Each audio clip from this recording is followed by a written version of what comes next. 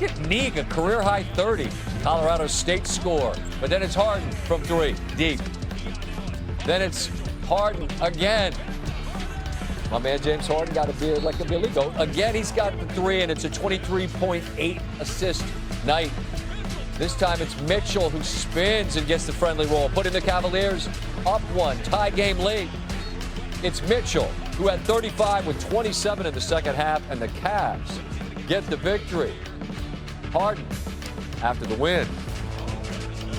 First game playing along. Thank you, folks.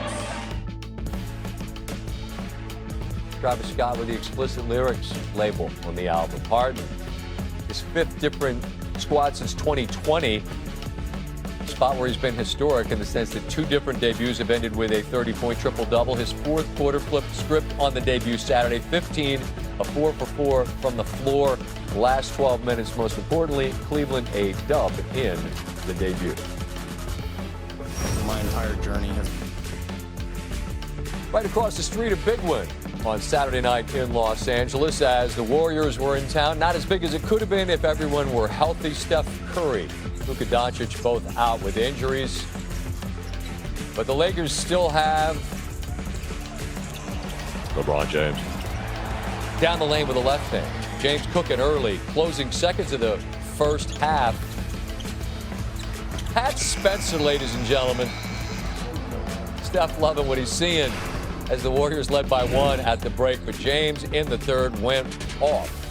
First 3 minutes of the third, James 4 for 4 from the floor, most in any third quarter this season, and that helped push the Lakers to an 8-point lead heading to the final dozen minutes of this one. 10 minutes to go in the game. Lakers nursing a 5-point lead. James, Rui Hachimura, corner 3. That's cash. Actually, it's a long 2. Lakers up 7. This counts for 3. Rui cashes that. 10 assists, 20 points for James. And the Lakers win by 6. Mavs and Spurs. Cooper Flagg has been on one. His rookie campaign. Victor Wembanyama and the Spurs trying to keep him at bay. Off the miss, Stephon Castle. Speaking of on one, Castle cooking in this one. Spurs 81 first half points, the most in a half since March of 22. Let's see Castle on the steal, and now you can show out or take it easy. Your call. A little windmill for the folks. Spurs lead by 16. Next Spurs possession, Victor Wembanyama. Devin Vassell backs up to Wemby. 16 and 11 for the thin man. Cooper Flagg, his knee buckles awkwardly. Just a bit of a false step there. He would return, head to the bench, I should say, and did not return in this one. Trailing big. That guy's just far too important. There's Castle with a putback. How about a 40-piece, 12 assists, 12 boards, youngest player in NBA history with a 40-12-12 stat line. Spurs win by 13. Rockets and the Thunder. No Shai Gilgeous-Alexander for the reigning champions. But they do have the all-star Chet Holmgren. Speaking of the thin man. Nice move to spin and drop the left-hand finger roll. He had 17 and 14. Thunder led at the break by 6. Alperen Şengün, baseline, 17, 12, and 11. Rockets up 5. Isaiah Joe on the dribble drive. He had 21 off the bench. That ties his ball game up at 91. Speaking of the original thin man, that's the legend, Kevin Durant. All 3 of these, Rockets lead by 2. Tari Eason through the contact. That's a season high 26 for him. Rockets up 6. Durant, by his standard, not quiet, but didn't have a monster game, but still had 20 and some significant buckets, as you see, as the Rockets go into OKC and get the 6-point dub. Trying to think if this is the first time it's been face-to-face with Perk. How you feel like we looking here? Hey, Scott, we look good in the studio, man. Like a 40-piece, 20 flats and 20 drums. I'll tell you who doesn't look as good as their record at the moment, and that's the team with the best record in the NBA. And we're talking about the Thunder. we know they're good, but lost 5 of 8. They've dropped their last 2 to the Spurs and the Rockets back-to-back. I'm going to get to the Spurs in a minute. What concerns you at the moment about this Thunder team? Well, it's a few things. One thing, Scott, you hear the term being thrown out that you need luck to win a championship. And part of having luck is being healthy. And right now, when you look at the injuries, I'm looking at SGA with the abdominal strain, soft tissue injury, and then you're looking at J-Dub with the hamstring injury. We see the effect that it has on Aaron Gordon down in Denver. That's number one. Number two, the recipe is out on how to beat the Thunder. And what's that? You can punk them. All you have to do is get physical with them. I watch Wemby and the Spurs. They get into them. They don't care about them. They make them mad. First time I ever see SGA show emotions is when he played the San Antonio Spurs because they get under his skin. I watched Minnesota over the past 2 games that they matched up against the Thunder. They got into them. They got physical with them. And that is the word that is out about OKC. We haven't had a back-to-back champion in the last 7 years, and I don't believe that we're going to have one this year. Wow, you're saying that early February, their concerns are that significant. I will say, from the Spurs' vantage point, I agree with the sense that if I'm the Spurs, I don't fear them when I look at them. When we play them, we beat them. No one's beaten them more often than San Antonio.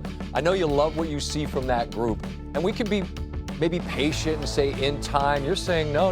Let's do it right now, San Antonio. They're ready? They're ready, right? The time is now. Let me explain something to you, Scott. Victor Wembanyama is one of the best young leaders in the game. He's young, but he has an old soul. We know what his capabilities are on both ends of the floor. I believe in next year he's going to be the best player on both ends of the floor. But when you look at their roster overall, they have everything. They check all the boxes. They sacrifice, right? Play a gender-free basketball.